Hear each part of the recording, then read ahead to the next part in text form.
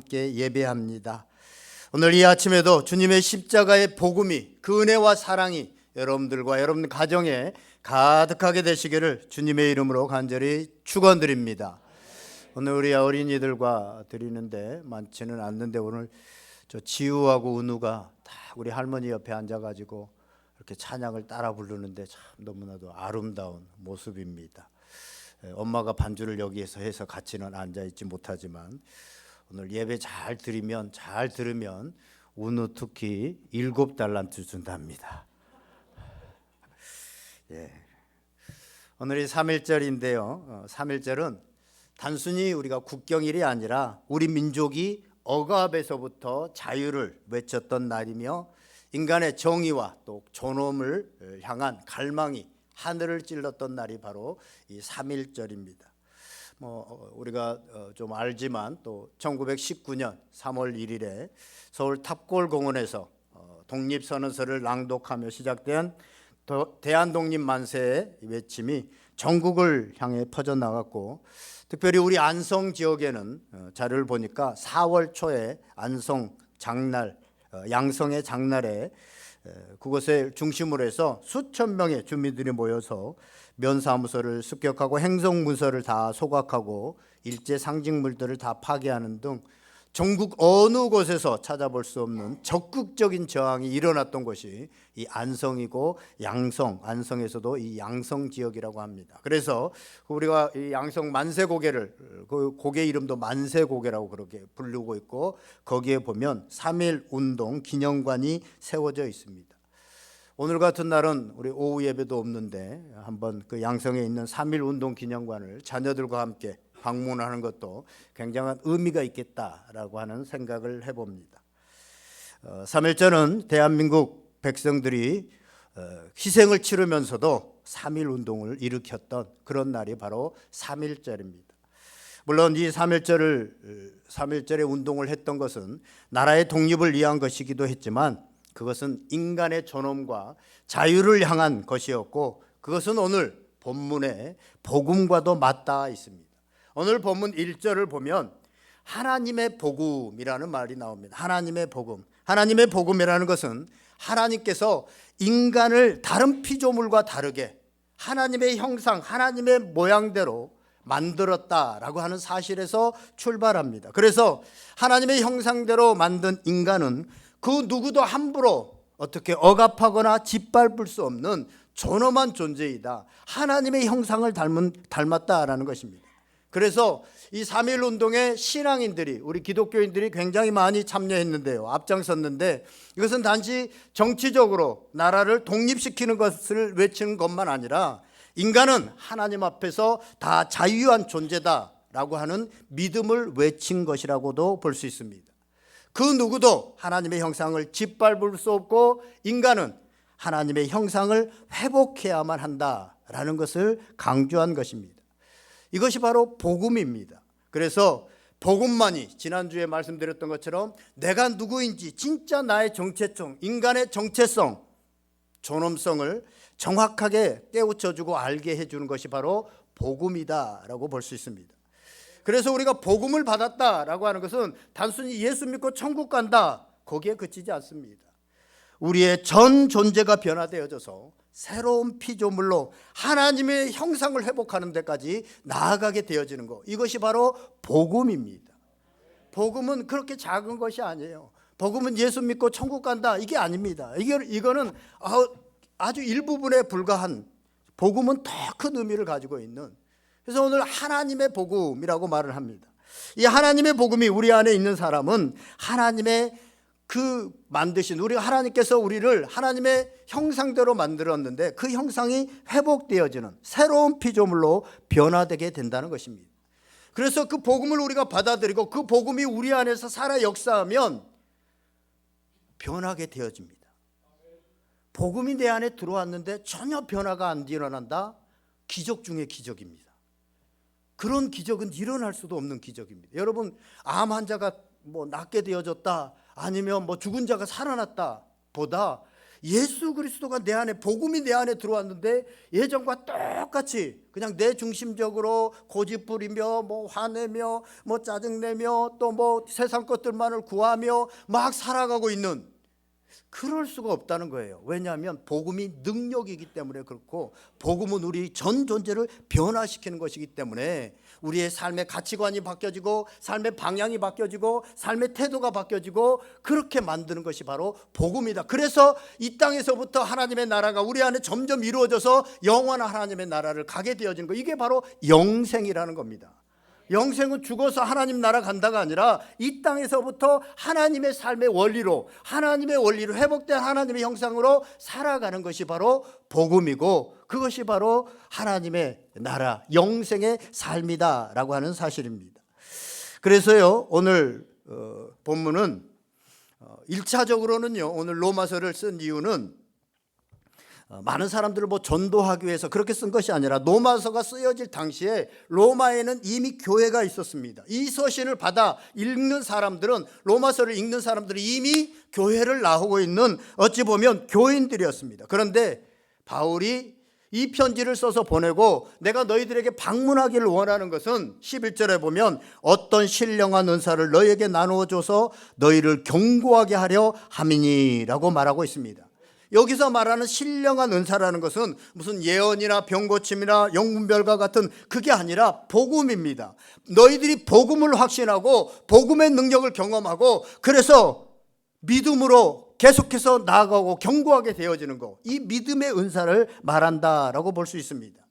바울이 이 편지를 쓸 때 로마에 분명히 교회가 있었고 성도들이 다 교회를 나오고 있었는데 왜 또다시 복음을 말하는 것인가? 그 이유는 로마의 성도들에게 진정한 복음이 무엇인지 정확히 깨닫게 해서 복음의 능력을 경험하며 살면서 믿음을 견고하게 해서 열매 맺는 삶이 나타나도록 하기 위해서 이렇게 다시 편지를 보낸다라는 것입니다. 사랑하는 여러분, 로마서를 묵상하는 동안, 로마서의 말씀이 전해지는 동안 여러분들 복음을 정확하게 여러분들을 깨닫게 되어지고, 그 복음의 능력이 여러분 가운데 나타나서 견고한 믿음의 사람, 열매 맺는 하나님의 사람이 다 되어지는 은혜가 있기를 주님의 이름으로 간절히 축원드립니다. 그래서 오늘 본문을 따라서요, 복음이 무엇인가 라고 하는 것을 우리 본문을 좀 따라가면서 조금 딱딱할 수 있지만 우리 학생들도 있으니까 공부한다는 심정으로 우리 한번 따라가 보겠습니다. 1절에 보면 하나님의 복음이라는 말씀이 나옵니다. 우리 1절 말씀 다시 한번 읽어보겠습니다. 시작.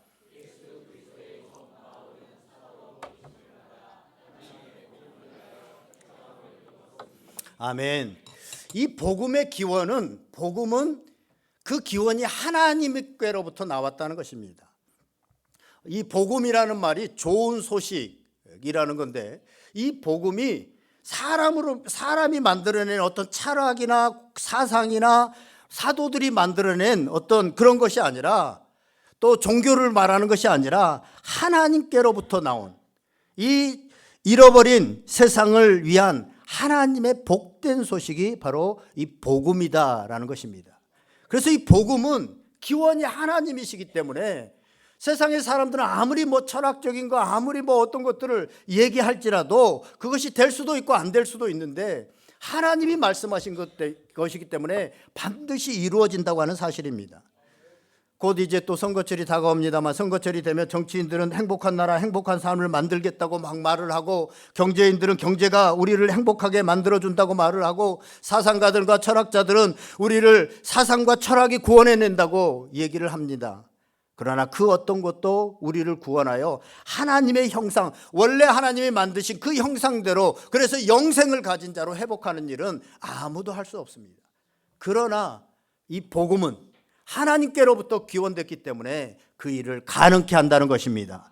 사랑하는 여러분, 복음이 우리로 하나님의 형상을 회복하게 하신다고 하는 사실들을 믿으시기를 바랍니다. 두 번째로는요, 복음을 증거해 주는 것은 성경이라고 하는 사실입니다. 2절 말씀 다 같이 읽습니다. 시작. 이 복음은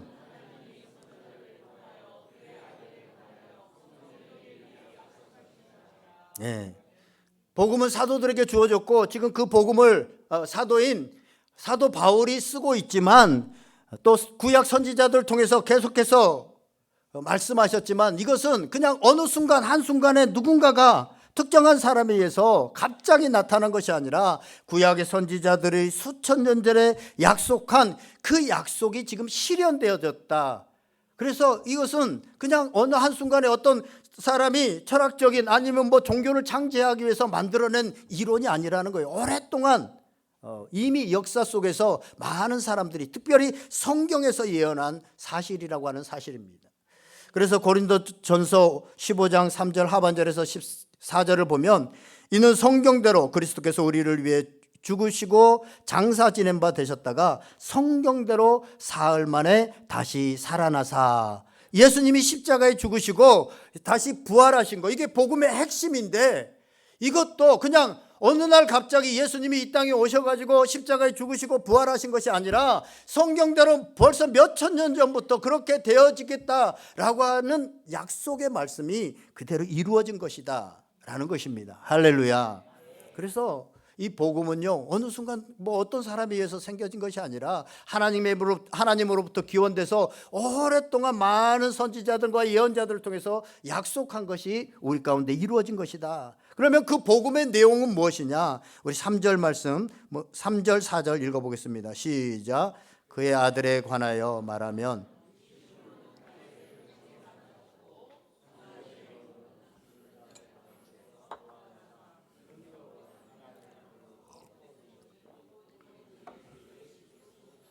아멘. 복음은 예수 그리스도입니다. 아멘. 한번 따라갈까요? 막 복음하면 막 신학교에 가면 복음은 원어로 유앙겔리온이고 뭐 영어로 굿뉴스고 그래서 뭐 이렇게 저렇게 막 여러 막 장황하게 복음을 설명해요. 근데 복음을 간단하게 막 얘기하면 복음은 예수님입니다. 복음은 예수님입니다. 근데 그 예수님이 복음의 핵심은 뭐냐면 십자가에 달려 돌아가시고 우리 죄를 위해서, 그리고 영원한 생명이 되시기 위해서 부활하셨다. 그래서 우리도 예수님이 부활의 첫 열매가 되셔 우리도 부활했다라는 겁니다. 근데 그 예수님이 오늘 3절에 보니까 육신으로는 다윗의 혈통에서 났다. 이 말은 뭐냐면 우리와 같이 인성을 가지신 분이시다. 사람이신 예수님이다라는 것입니다. 실제로 바울이 역사적인 인물이듯이, 바울이 실제로 역사적인 인물이듯이 예수님 또한 역사적인 인물이라고 하는 사실입니다. 구약의 선지자들이 수천 년 전에 약속한 그 약속이 다윗의 혈통이라는 인간의 역사를 타고 이 땅에 들어오신 분이 바로 예수님이다 라고 하는 것을 얘기합니다. 복음이신 예수님. 그래서 예수님이 이 땅에 인간이 되셨다고 하는 것은 히브리서 2장 18절에 보면 그가 시험을 받아 고난을 당하셨은즉 시험 받는 자들을 능히 도우실 수 있느니라. 아멘. 예수님이 친히 인간이 되셨기 때문에 우리의 죄를 사할 수 있고 우리의 모든 고난과 고통과 아픔과 이런 것들을 다 이해하실 수 있다는 것입니다. 그래서 그 예수님 앞에 우리가 나아가고 예수님께 기도할 때 오늘 현실에서 당하는 모든 문제들, 그 문제들이 해결되어지는 그 복음의 능력이 되는 줄 믿으시길 바랍니다. 또 하나는 성결의 영으로는 4절에 보니까 죽은 자들 가운데서 부활하는 능력으로 하나님의 아들이 되셨다. 이 말은 예수님은 신성을 가지신 분인 하나님의 아들이시다, 즉 하나님이시다라는 것입니다. 예수님은 참 사람인과 더불어서 참 하나님이시다라는 거예요. 신성과 인성을 가지신 분이시다. 예. 그래서 어떤 이단들이 뭐 예수님은 선지자다, 랍비다, 하나님이 아니다, 뭐 좋은 선생입니다, 이러면 이건 잘못된 겁니다. 성경이 말하고 있는 예수님이 아닙니다. 복음은 예수님인데 그 예수님은 참 인성과 참 사람과 참 하나님이신 분이시다라고 하는 것을 말씀하고 있습니다. 그 복음이 어디 누구에게 전해지느냐? 5절 말씀, 복음의 범위가 어디냐라는 것이죠. 5절 말씀 다 같이 한번 읽어보겠습니다. 시작.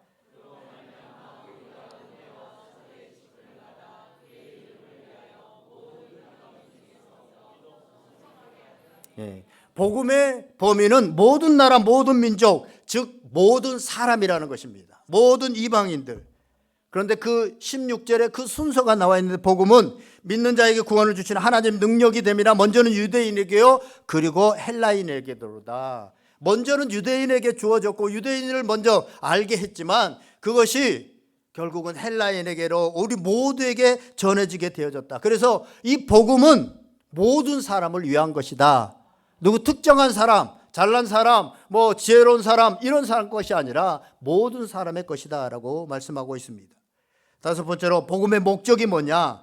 다시 5절 하반절에 보면 모든 이방인 중에서 믿어 순종하게 하나니라고 말씀하고 있습니다.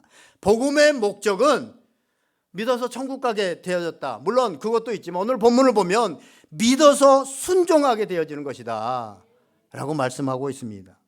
오늘 보니까 젊은이들이 굉장히 많아요. 굉장히 젊어져서 20, 30대가 지금 보니까 20, 30대 이하가 한 20, 30% 되는 것 같아요. 진짜로 여러분들 보세요. 저 뒤쪽에도 그렇고. 그래서 제가 NIV 성경에 영어로 여기 돼 있더라고요. 그래서 영어로 한번 읽어있습니다. 20, 30대가 읽으면 좋은데 우리 20, 30대 저 뒤에 NIV 성경에 여기 믿어 순종하게 하나니라고 하는 부분을 한번 읽어보겠습니다. 다 같이 읽을게요. 시작. The obedience that comes from faith. 예, 다 잘 읽으시네요. 믿음으로부터 오는 순종. 믿음으로부터 오는 순종. 아멘. 그래서 복음은요, 일시적인 감정이나 예수님이 나를 위해서 십자가에 달려 돌아가셨어. 너무 감사하다. 눈물이 나온다. 그런 감정도 포함되지만 또한 교리적으로 성경을 잘 공부해가지고 이렇게 해서 우리가 구원받습니다 라고 하는 교리도 포함되지만 진짜 중요한 것은 뭐냐면 복음의 진리에 순종해서 사는 것을 의미합니다. 왜 복음의 능력이 나타나지 않느냐? 이게 안 되기 때문에 그렇습니다. 이것이 믿음으로부터 오는 순종. 여러분 믿으면요, 완전히 믿으면 순종하게 되어 있습니다. 제가 늘 몇 번을 예를 들었는데 오늘 예배 끝나고 나면 저기 안성시청에서 2억씩 각 오는 사람마다 나눠준대요. 제 말을 믿으시죠?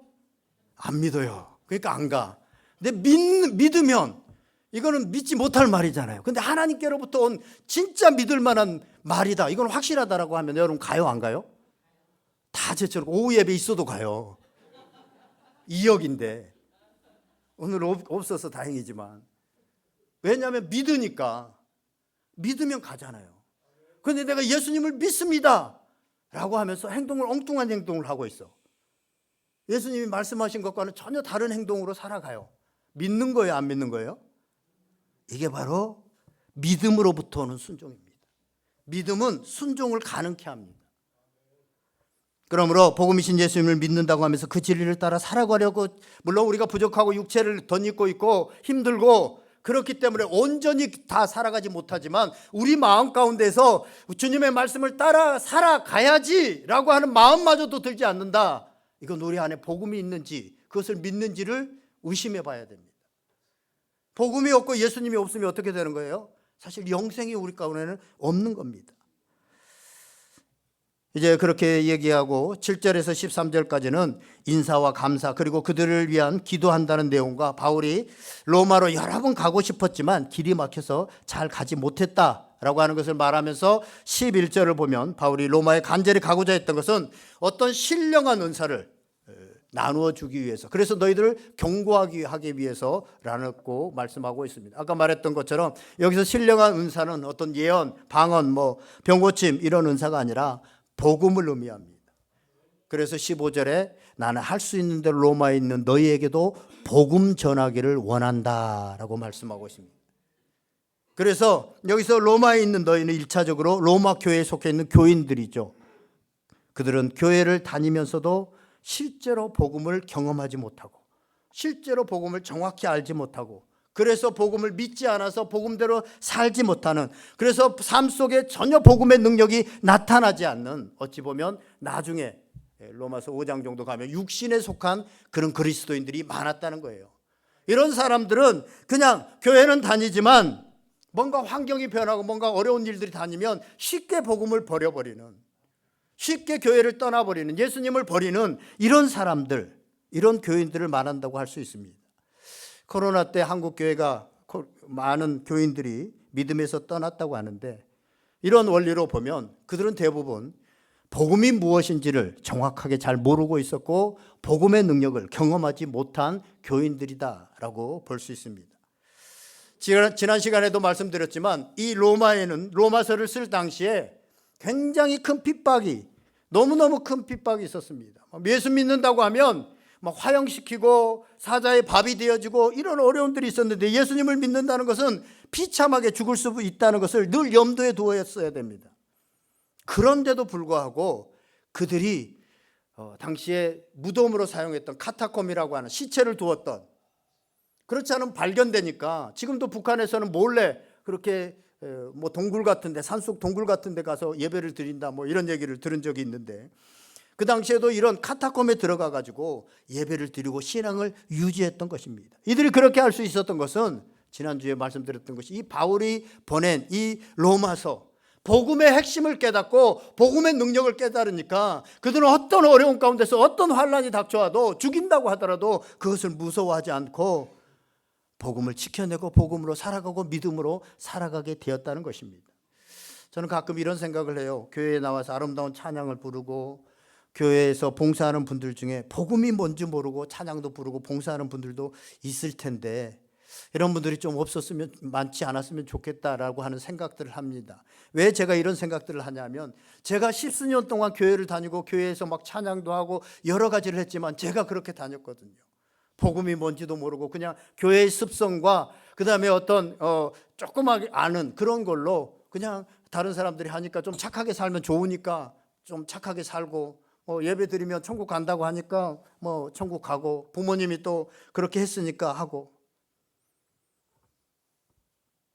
생각해 보면 우리가 교회 밖으로 전도지 들고 나가서 열심히 예수 믿으라고 복음을 전하기도 하지만, 실제로 교회 안에서 일주일에 한 번씩 교회는 나오지만 복음이 무엇인지 모르고, 복음이 내 삶의 어떤 의미인지를 모르고, 복음과 전혀 무관하게 살아가는, 세상 사람들하고 똑같이 살아가고 똑같이 생각하면서 주일에 나와서 예배만 드리고 있는, 한 번씩, 일주일에 한 번씩 그냥 하나님께 좀 죄를, 뭔가 좀 미안하고 뭔가 좀 그래서 나온, 그것도 귀하지만 복음의 능력이 우리 가운데 있으면 우리는 다른 삶, 하나님의 형상을 점점 회복해가는 삶을 살아갈 수 있고, 복음의 능력이 나타나는 삶을 살아갈 수 있다는 것입니다.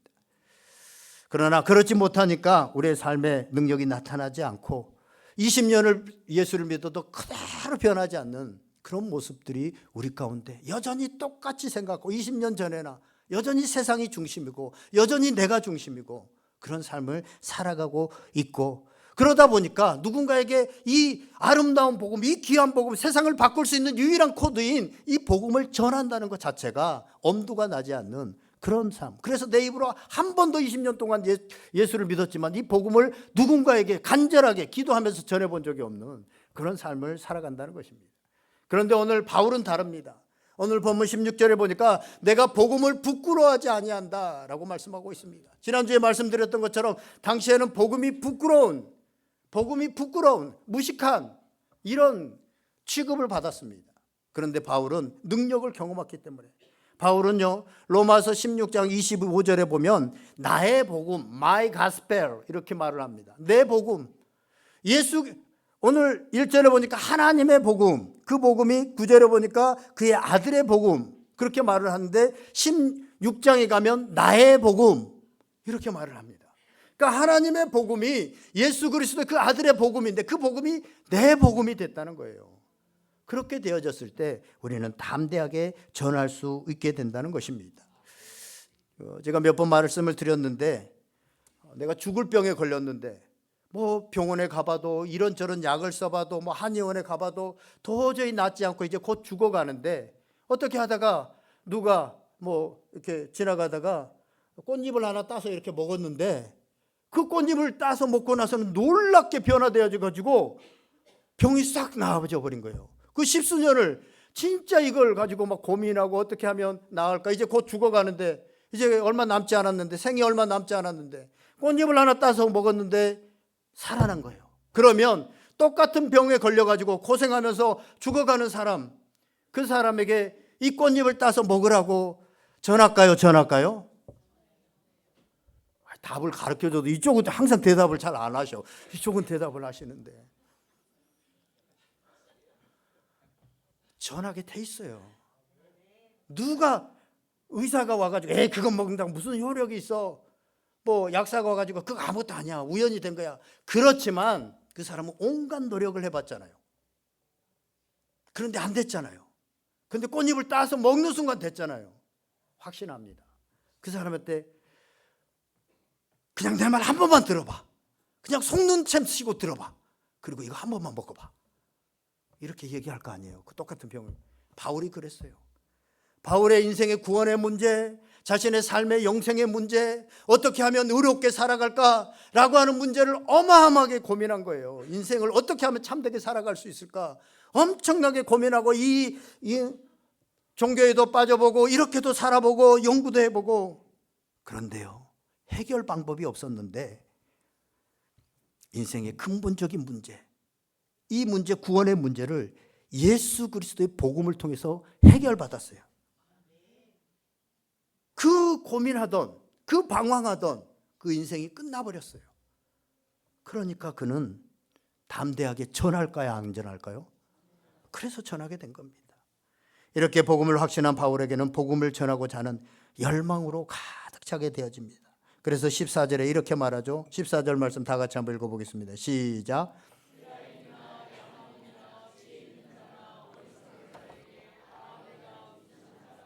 네. 바울은 복음을 받고 그 인생의 여러 가지 고민과 갈등을 했던 것들이 다 해결되고 나서 인생의 방향이 정해지고 사는 목적이 발견되어지고 내가 어떻게 살아야 되는지를 알게 되어지고, 이걸 다 깨닫고 난 다음에 나는 빚진 자다, 나는 복음이 빚진 자다. 그래서 할 수 있는 대로 나는 나를 변화시킨, 나의 인생의 목적을 발견하는, 나를 완전히 새롭게 한 이 복음을 전할 수밖에 없다라고 얘기하고 있습니다. 오직 은혜로 택함을 받은 사도가 된 이 바울은 자신은 빚진 자라는 마음을 갖고 늘 살아갔습니다. 그래서 나는 할 수 있는 대로 복음 전하기를 원한다라고 15절에 말씀하고 있습니다. 오늘날 많은 그리스도인들이 어떤 생각을 합니까? 복음은 그냥 전하면 좋고 안전해도 아무 상관이 없는, 그냥 신앙생활을 하는데 추가적인 옵션 같은, 그렇죠? 그렇게 생각을 하잖아요. 그렇게 여기잖아요. 그리고 복음 전도하는 사람도 마치 하나님께 내가 오늘 전도를 했으면 뭔가 선심을 쓴 듯이, 내가 전도에 어디 뭐 거리에 나가서 전도를 했다, 뭐 이런 하나님께 내가 선심을 쓴 것처럼 생각하잖아요. 그런데 바울은 그렇지 않았어요. 바울의 전도는 빚진 자의 심정으로 내가 반드시 해야 될 의무이고 꼭 실천해야 될 것이다 라고 여겼습니다. 고린도전서 9장 16절에 보면 바울은 이렇게 말하죠. 내가 복음을 전할지라도 자랑할 것이 없으면 내가 부득불할 일이라. 이건 부득불할 일이에요. 해도 되고 안 해도 되는 것이 아니라 만일 복음을 전하지 않으면 내게 화가 있을 것이로다. 아멘. 바울이 이 말을 하게 된 게 물론 본인이 그 빚진 자의 심정이라고 하는 것을 깨달았기 때문이기도 하지만, 에스겔서에 보면, 에스겔서의 3장 18절을 보면 이런 말씀이 있습니다. 그 말씀을 그는 성경학자였기 때문에, 구약을 잘 알고 있는 바리새인이었기 때문에 원래 잘 이것을 알고 있었을 겁니다. 그래서 3장 18절에 보면 가령 내가 악인에게 말하기를 너는 꼭 죽으리라 할 때 내가 깨우치지 아니하거나 말로 악인에게 일러서 그의 악한 길을 떠나 생명을 구원하게 하지 아니하면 그 악인은 그의 죄악 중에서 죽으려니와 내가 그의 피값을 내 손에서 찾을 것이고. 이 말이 뭐예요? 우리 주변에 있는 예수 그리스도의 복음을 듣지 못해서 죽어가는 사람들, 그들의 죄로 인하여서 죽어가는 사람들에게 이 생명의 복음의 말씀을 전하지 않으면, 그들이 전했는데도 그들이 듣지 않으면 그들 책임이지만, 전하지 않아서 그들이 죽게 되어지고 그들이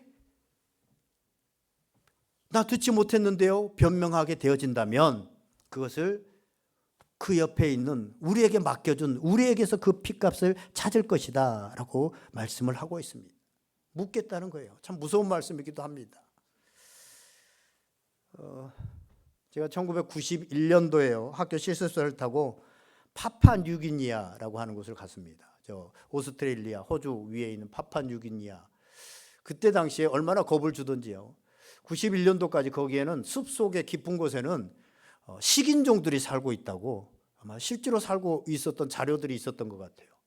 그래서 우리 학생들에게 또 이 호기심 많은 학생들은 막 멀리까지 가잖아요. 요 도시를 벗어나지 말고 이 항구를 도시를 벗어나지 말아라. 혹시 저 깊숙한 곳 같이 가면 먹잇감이 될 수도 있다.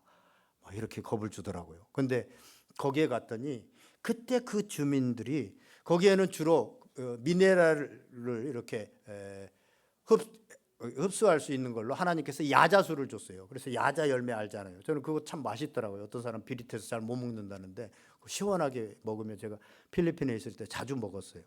근데 그거 참 맛있는데 우리나라는 없어서 잘 못 먹잖아요.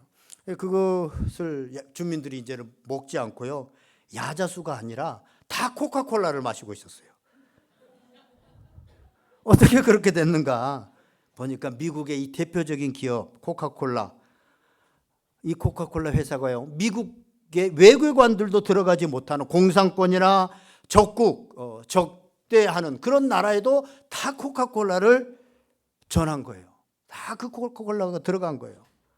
그런데요, 이 코카콜라가 그렇게 되기까지는 그 회사 회장이 나중에 이제 일으켜 세우는 회장이 누구냐면 로버트 우드러프라고 하는 사람입니다.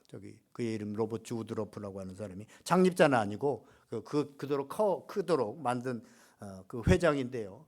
그 회장의 헌신적인 노력이 있었기 때문입니다. 근데 그는 누구를 만나든지 어떤 일을 하든지 코카콜라만 생각하고 다녔다고 말하고 다녔다고 합니다. 그러면서 심지어 기자들이 물을 때 뭐라고 말을 했냐면 내 혈관 속에는 피가 흐르는 것이 아니라 코카콜라가 흐르고 있습니다. 내 혈관에는 피가 흐르는 것이 아니라 코카콜라가. 여러분의 혈관에는 지금 무엇이 흐르고 있습니까? 지금 우리는 예수님께서 우리의 죄를 위하여 우리를 구원하시기 위해서 영생 주시기 위해서 십자가 지신 그 십자가의 보혈, 그 피를 기억하는 사순절을 보내고 있습니다. 우리의 혈관에 예수님의 보혈의 피가 흐르고 있지 않다면 우리는 죄의 종이 되어서 하나님의 형상과는 무관하게 육신의 정욕과 안목의 정욕과 이생의 자랑을 따라 살아가다가 지옥으로 떨어지게 되어지는 인생이 될 수밖에 없습니다. 그러나 우리의 혈관 속에 예수 그리스도의 보혈의 피가 흐르고 있다면 그 피가 우리를 살아나게 하고 그 피가 우리를 절망 속에서도 희망을 갖게 하고 그 피가 우리로 하나님의 형상을 가진 사람들로 점점 변화시키고 그래서 기쁘고 감사하고 열매 맺는 삶을 살아가게 한다는 것입니다. 우리는 이 복음, 이 예수 그리스도의 복음, 이 복음을 공짜로 받았지만 사실은 값없이 받은 것이 아닙니다. 예수님께서 십자가에서 그 물과 피를 쏟으면서 온갖 수모와 모욕을 당하면서 흘리신 그 피값이 지불을 되었기 때문에 그래서 우리는 그 은혜로 그 복음으로 우리가 영생의 삶이 시작된 게 된 것입니다. 그래서 우리는 은혜의 빚진 자들입니다. 빚진 자라고 하는 사실은 그 빚을 갚아야 된다는 것이죠. 바울은 나는 빚진 자다라고 하는 의식을 늘 가지고 있었습니다. 그 은혜가 너무너무 컸기 때문에 우리는 예수님의 십자가의 피로 구원을 받았고 우리 혈관에는 예수님의 피가 흐르고 있습니다. 그리고 예수님의 피는 생명이기 때문에 우리를 통해서 흘러갈 때 피가 온몸으로 흘러가지 않고 심장에 머물러 있으면 그 사람은 죽습니다. 흘러갈 때 삽니다. 오늘 우리가 왜 삶에 활기가 없느냐? 피가 곳곳으로 흐르지 않고 있기 때문에 그렇습니다. 예수 그리스도의 복음이 흘러갈 때 그곳에 능력이 나타납니다. 우리 교회 표어가 성령의 바람이 불어라고 하는 거잖아요. 어떻게 하면 성령의 바람이 부느냐? 성령은 전도의 영입니다. 선교의 영입니다. 그래서 우리가 예수 그리스도의 그 복음으로 우리가 빚진 자다라고 하는 심정을 가지고 우리를 통해서 내 입술을 통해서 누군가의 복음을 전하면 선교의 영이신 성령이 우리 가운데 임하게 되고 성령의 바람은 그렇게 불어오게 됩니다. 저는 이걸 확신합니다. 왜냐하면 제가 전도를 하다가 방언을 받았고 전도를 하다가 성령을 처음 뜨겁게 체험한 것이 바로 전도하다가 그렇게 됐기 때문에 무슨 집회가 아니라 그래서 저는 누구보다도 확신합니다. 사랑하는 여러분, 로마서 8장 12절에는 이렇게 말합니다. 그러므로 형제들아 우리가 빚진 자로 돼 육신에게 져서 육신대로 살 것이 아니니라 아멘. 사순절 기간 우리가 복음의 빚진 자로 살아가서 육신대로 살아가는 것이 아니라 우리가 복음을 전하는 삶을 살아갈 수 있기를 원합니다. 이 복음이 우리 가운데서 전해지게 되어지면 우리가 복음으로 더 견고해지고 확신되어지고 더 나아가서 성령이 우리 가운데 성령의 바람이 불어오는 역사가 일어나게 될 것입니다. 사랑하는 여러분, 이 사순절 기간에 예수님의 십자가의 은혜로 값없이 받은 이 보혈의 피를 주변 사람들에게 수혈해서 그들도 살아나도록 기도하고 복음을 전하는 이 사순절, 이제 한 달 정도 남았는데 한 달이 되어진다면 여러분의 가정에, 여러분의 삶에, 또 우리 온누리교회도 성령의 바람이 불어오게 될 것입니다. 이러한 역사가 있기를 주님의 이름으로 간절히 축원드립니다. 오늘 말씀 생각하면서 한번 간절히 기도하겠습니다. 우리 다 같이